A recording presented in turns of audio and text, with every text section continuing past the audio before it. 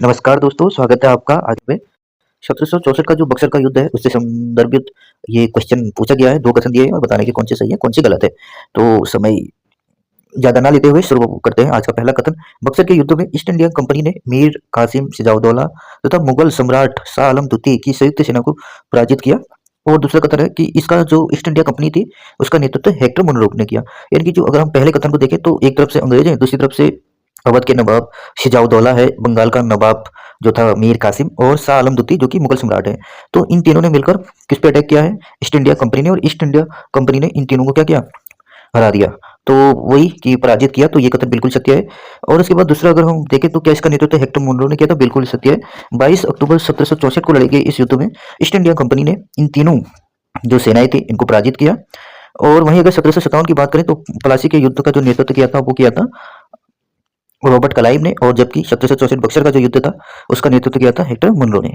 तो इस तरह से इस क्वेश्चन के जो कथन नंबर फर्स्ट और कथन नंबर सेकंड दोनों सत्य हैं। और वहीं अगर आगे देखा जाए तो इसको थोड़ा सा एक्सप्लेन अगर देखें, 1764 के बक्सर युद्ध में ईस्ट इंडिया कंपनी का सामना भारतीय शासकों की संयुक्त सेना से हुआ। हाँ वही है कि तीनों सेनाओं ने मिलकर लड़ा। ठीक है, अवध का नवाब, बंगाल का नवाब और मुगल सम्राट। और जिसमें ये ऐसा पहली बार हुआ कि जब अंग्रेजों ने मिलकर आने वाली जो शक्ति थी, मिलकर जो लोगों ने अटैक किया था उस भारतीय गठबंधन को सीधे युद्ध में हराया था। ये पहली बार हुआ था।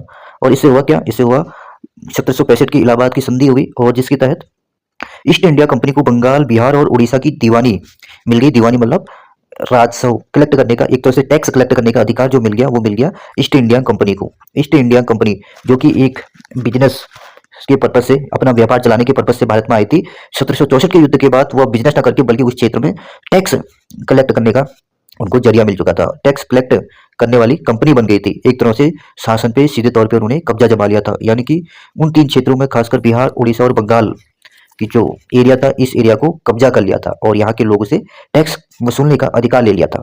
एक तरह से ब्रिटिश जो एम्पायर है उसकी शुरुआत हो चुकी थी भारत के अंदर। तो इसी के साथ आज का सवाल यहीं पे खत्म करते हैं।